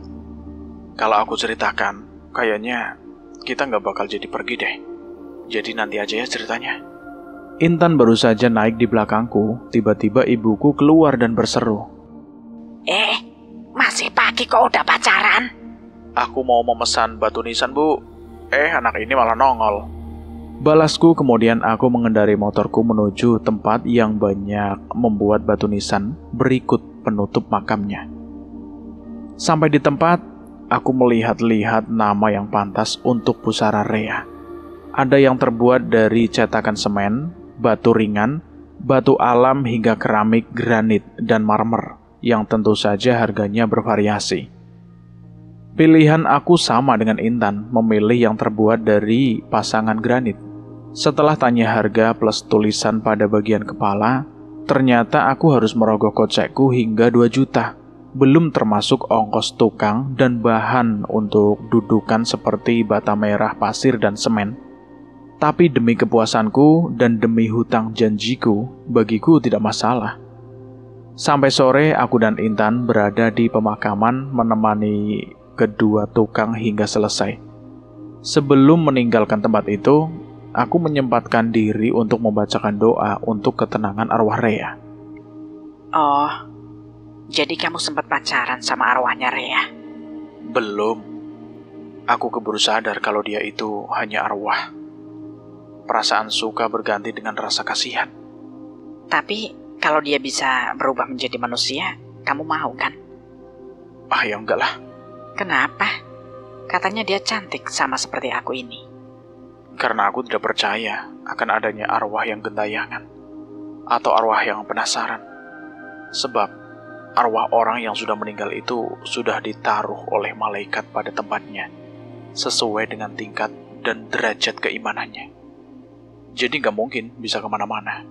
Dan seandainya dia dapat berubah menjadi manusia, itu lebih tidak mungkin lagi. Itu seperti perbuatan jin yang merubah wujudnya menyerupai orang tadi, dengan tujuan menyesatkan aku tentunya. Dan ngapain aku harus menikahi arwah kalau di sampingku ini sudah ada bidadari cantik yang dikirim dari... Dari mana, yo? Dari rumah orang tua kamu. Nggak lucu ah. Tapi kamu suka kan? Intan terduduk dan lenganku menggapit lengannya, membawa langkahnya meninggalkan tanah pemakaman umum. Ups, aku sampai lupa. Kenapa ngobrolin arwahnya Rea di sini? Dia dengar apa enggak ya? Ketika ibu bertanya apakah aku sudah mendapatkan nisan Intan, aku mengambil handphone dari celana jeansnya dan menunjukkan foto makamnya Rea yang sudah tertutup dengan baik dan rapi. Ibu yang melihat bukannya senang, tapi malah menunjuk-nunjuk tak karuan pada handphone yang ia pegang. Ibu kenapa, Tan? Nggak tahu. Ibu kamu aku kasih lihat foto ini. Katanya serem. Kali ini Intan yang berseru sambil menyerahkan handphonenya padaku. Dan setelah aku lihat, Intan mengambil gambar 2 orang tukang yang tengah mengelap penutup makam. Tapi di hadapan 2 orang tukang tadi, ada sosok Rea yang menampakkan eksistensinya dengan wujud aslinya. Pantas saja ibu dan Intan takut, karena memang wajah Rea terlihat banyak bekas darah yang telah mengering. Mau aku hapus foto ini, Tan? Tanyaku pada Intan yang masih ketakutan. Intan pun mengangguk dengan cepat. Setelah aku hapus, aku mengembalikan handphone miliknya. Makanya, kalau di pemakaman jangan asal jepret aja. Mungkin Rea juga mau ngenalin diri sama kamu, Tan. Amit-amit ah. Serem gitu kok. Ibu sudah kembali tenang, dia sudah duduk menunggu kami. Tiba-tiba handphone Intan berdering, dan dengan terlihat ceria dia mengangkat, yang ternyata video call dari ayahnya. Halo ya, apa kabar? Intan membuka percakapan, dan pada akhirnya Intan menunjukkan kalau dia sedang bersama aku dan ibu. Wah, kayaknya ayah harus cepat pulang nih. Kenapa ya? Udah gak sabar, mau melihat kalian bahagia. Maksud ayah, ingin menentukan tanggal dan bulan pernikahan kalian. Ayah? Ayah gak mau kalau putri ayah satu-satunya bernasib seperti lagu dangdut. Ayah ini ada-ada aja. Lagu dangdut yang mana? Yang syairnya begini nih. Hamil duluan, sudah 3 bulan, gara-gara pacaran tidurnya berduaan, gitu. Suara ayah parah, pakai nyanyi lagi. Enggak lah ya, percaya deh sama kami. Kami ini sudah menjaga pertemanan sejak masih sekolah. Pokoknya aman ya. Ayah percaya sama kalian, tapi ada setan yang menggoda manusia untuk menjerumuskan dan menyesatkan. Ya udah dulu ya. Besok ayah pulang. Iya ya, aku tunggu ya. Dah. Intan melambaikan tangannya, kemudian menutup teleponnya. Dan keesokan harinya, keluarga Intan mengunjungi rumahku. Aku terkejut juga. Setelah basa-basi sebentar, aku memanggil ibu, kemudian menyusul ayah di tempat kerjanya. Dengan tergopoh-gopoh, ayah segera pulang. Setelah itu terjadi percakapan panjang mengenai hari pernikahan kami yang direncanakan bulan depan. Saat aku mengatakan kalau aku belum punya uang, baik ayah atau orang tua Intan mengatakan, itu soal gampang. Akhirnya hari yang membuat aku deg-degan pun tiba juga. Pesta digelar secara sederhana, artinya tanpa panggung hiburan, karena baik aku maupun Intan menolak untuk diadakan pertunjukan musik. Ternyata tamu undangan yang menghadiri pernikahan kami cukup membludak. Maklum saja, ayah si Intan itu sudah cukup terkenal sebagai orang pengusaha cengkeh di daerah Lampung. Aku hampir capek menerima uluran tangan untuk bersalaman, padahal banyak yang tidak aku kenal. Tapi ya mungkin mereka kenalan dari ayahnya Intan. Antrian panjang terlihat di meja yang menyediakan berbagai menu hidangan. Dan seorang gadis sepertinya tidak tertarik dengan hidangan itu. Dia terus berjalan menuju ke arah pelaminan. Setelah agak dekat, aku jelas mengenalnya kalau dia ternyata Rea. Rea berdiri di hadapanku dan tersenyum. Selamat menempuh hidup baru ya guys. Aku datang tidak bisa memberikan apa-apa, selain setangkai bunga ini. Ucap Rea memberikan setangkai bunga Kamboja yang lengkap dengan daunnya. Dan tentu saja itu sesuatu yang janggal jika dilihat orang. Terima kasih, Rea. Bagaimana keadaan kamu sekarang? Nyaman? Rea mengangguk, dan dia berniat menyalami Intan. Hantu! Intan menjerit histeris, kemudian ia tak sadarkan diri. Mungkin Intan melihat wujud asli dari Rea, seperti yang ia lihat pada foto beberapa waktu lalu. Namun suara teriakan Intan tidak mempengaruhi keadaan. Para undangan datang dan pergi silih berganti hingga waktu pun selesai. Intan masih dikerumuni keluarganya. Aku mengatakan pada mereka kalau kami berdua lupa untuk nyekar ke makam Rea. Dan keesokan harinya, aku dan Intan melakukan nyekar dengan menaburkan bunga dan air yang sudah berisi doa. Samar-samar aku dan Intan melihat bayangan di depan batu nisan. Rea tersenyum dan tanpa kata ia melambaikan tangannya. Dan anehnya, Intan membalas dengan melambaikan tangan pula, tanpa rasa takut. Kami melangkah meninggalkan pemakaman dengan penuh kedamaian. Mungkin Rea juga sudah menemukan kedamaian di sana. Dan cerita ini selesai sampai di sini. Bagaimana menurut teman-teman tentang cerita ini? Silahkan tulis di kolom komentar. Dan buat teman-teman yang baru bergabung di channel ini, silahkan klik tombol subscribe dan tombol loncengnya agar kalian tidak ketinggalan cerita terbaru dari kami. Terima kasih juga buat teman-teman yang sudah mendengarkan cerita ini sampai habis. Semoga kalian sehat selalu, panjang umur, bahagia selalu, dan sukses selalu. Dan saya mohon maaf jika ada kesalahan kata. Saya pamit undur diri. Wassalamualaikum warahmatullahi wabarakatuh. Jagat lelembut.